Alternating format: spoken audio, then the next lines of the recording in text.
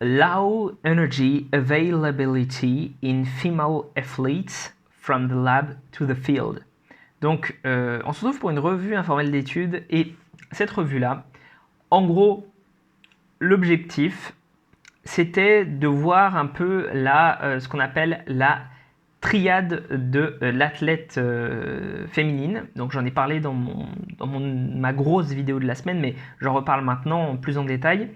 Et surtout, en fait, le vrai objectif de ça, c'était d'arriver à mettre en relation des choses qui ont été faites en laboratoire par rapport à ça et des choses qui ont été faites sur le terrain. Alors je ne vais pas tout expliquer, c'est un peu complexe, mais ce que je veux juste te dire, c'est que la principale différence en fait entre le laboratoire et sur le terrain, c'est que on peut contrôler beaucoup plus de choses en laboratoire.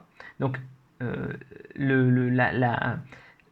la triade de l'athlète féminine, je vais expliquer un peu plus en détail ce que c'est, mais là, l'idée, c'est surtout low energy availability. Ça veut simplement dire manger beaucoup moins de calories que ce qu'on dépense. Voilà. Et donc, dans le laboratoire, on peut savoir à peu près. Et surtout, c'est fait sur beaucoup moins de temps. Donc, comme on est sur 3 à 5 jours, en règle générale, eh ben, ça ne reflète pas vraiment les athlètes féminines qui suivent ça, du coup, enfin même les athlètes masculins, mais là on s'intéresse vraiment aux athlètes féminines, ça reflète pas vraiment les athlètes féminines qui en fait s'affament pendant des mois en règle générale, donc sur beaucoup plus longtemps, peut-être beaucoup moins intensément qu'en laboratoire, mais beaucoup plus longtemps quand même. Et donc, grosso modo, ils n'ont pas trouvé grand-chose. Hein.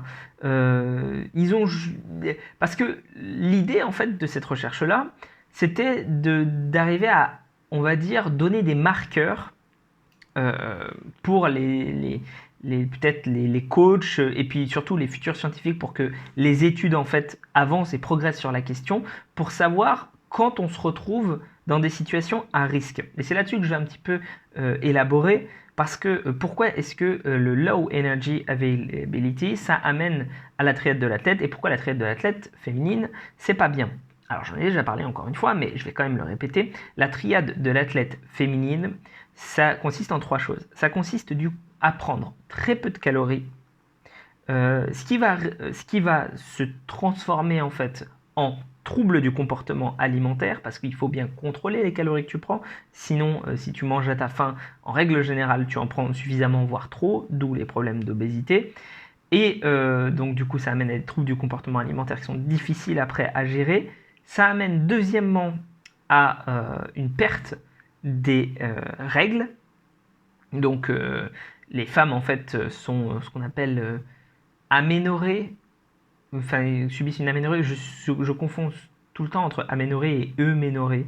Il y en a un qui veut dire normal, un qui veut dire sans. Mais je suppose que aménorrhée ça veut dire sans les règles parce que sinon c'est on dit bien apathique par exemple quoi que ce soit. Donc je suppose que c'est une aménorrhée et ce qui fait que ça bouleverse hormonalement les femmes. Enfin les deux sont liés. Et ça fait que, surtout, elles subissent des déminéralisations osseuses qui peuvent se traduire en fractures à long terme et en problèmes de santé de façon générale. Donc c'est pas bien, il faut l'éviter.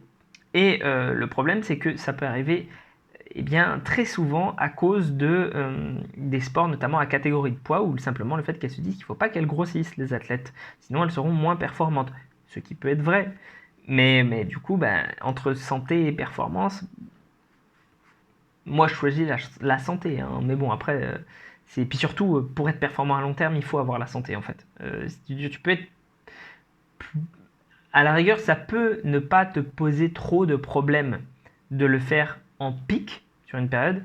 D'ailleurs ils en parlent légèrement, ils disent que ça poserait potentiellement moins de problèmes de faire ça en pic sur une toute petite période plutôt que de le faire à long terme. Et je pense que c'est vrai. Je pense que si tu fais ça à long terme, la déminéralisation osseuse, elle n'arrive pas en 5-6 jours, quoi. Enfin, ça peut commencer, hein, mais c'est pas ça qui risque de te faire le plus de fractures. Ce qui risque de te faire le plus de fractures, c'est sur le long terme. Quand la déminéralisation osseuse, elle a eu le temps de s'installer, quoi. Donc, bref. Mais le truc, c'est comment est-ce qu'on fait pour leur idée, c'était comment est-ce qu'on fait pour repérer ça.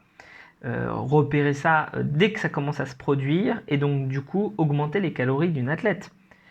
Et ben c'est pas simple, hein. C'est pas simple du tout. Parce que moi je voulais te donner une application pratique, pardon, pour te dire voilà il faut faire ça et tout. Mais même avec des moyens de contrôle de certaines hormones, alors je ne vais pas rentrer dans les hormones en particulier, il y a des hormones thyroïdiennes, il y a des hormones, enfin les axes hypothalamico-pituaires, ovariens, tu as plein d'hormones comme ça, même on peut en trouver dans les urines et tout. En fait, il n'y a aucune des molécules qui semble vraiment fiable. C'est-à-dire que c'est modéré, quoi. Et donc, là, la conclusion de l'étude, c'est un appel à développer vraiment les moyens de test, parce qu'on n'en a pas vraiment. Pareil, la perte de règles, c'est un bon indicateur, hein, mais c'est pas ultra fiable non plus. C'est-à-dire que si tu perds tes règles, oui, là tu peux être sûr qu'il y a un problème, mais tu peux aussi avoir un problème sans les perdre. Et plus fort encore, tu peux avoir un problème sans les perdre à cause de la pilule. Donc, je ne dis pas aux femmes de sacrifier leur contraception. Je dis juste que peut-être il faut regarder, tester de temps en temps d'arrêter la pilule pendant 1, 2, 3 mois pour voir si on a des problèmes ou pas.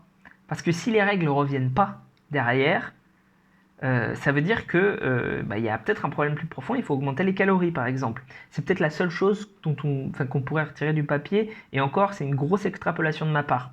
C'est-à-dire que à l'heure actuelle, on n'a pas vraiment de moyen de savoir, et donc la seule chose que je peux vous recommander à tous ceux qui coachent des femmes ou à toutes les femmes qui regardent, c'est de faire bien gaffe et de faire bien attention à plein de petits facteurs. Il y en a qui parlent par exemple du fait de se sentir plus fatigué, d'avoir un peu plus froid, etc. Ce qui peut être un indicateur des hormones thyroïdiennes qui baissent, enfin des choses comme ça. Essayez de regarder son état de santé général, de regarder sa perte de règles, de faire des tests sans pilule, etc. Bref, d'être très attentif à ça, parce que ça peut arriver plus vite qu'on ne le pense et ça peut avoir des conséquences long terme, dans le sens où une fracture, je dis pas que tu as qu'à terminer, loin de là, quand tu t'es fait une fracture, mais c'est long. C'est long à guérir. Et dans une carrière de sportif, le temps, on essaye de le maximiser en faisant de l'entraînement, quoi. Encore une fois, je dis pas que t'es foutu, hein. Je dis juste que c'est dommage. Donc voilà, dans l'idée, c'est un peu tout ce que j'avais à dire là-dessus. Je trouve que c'est intéressant, mais malheureusement, moi je pensais que avant de m'engager dans la lecture, je pensais que j'aurais des réponses. Il y a plus de questions que de réponses qui sont soulevées. Voilà. Et sur ce, prends soin de toi et on se retrouve pour une prochaine vidéo.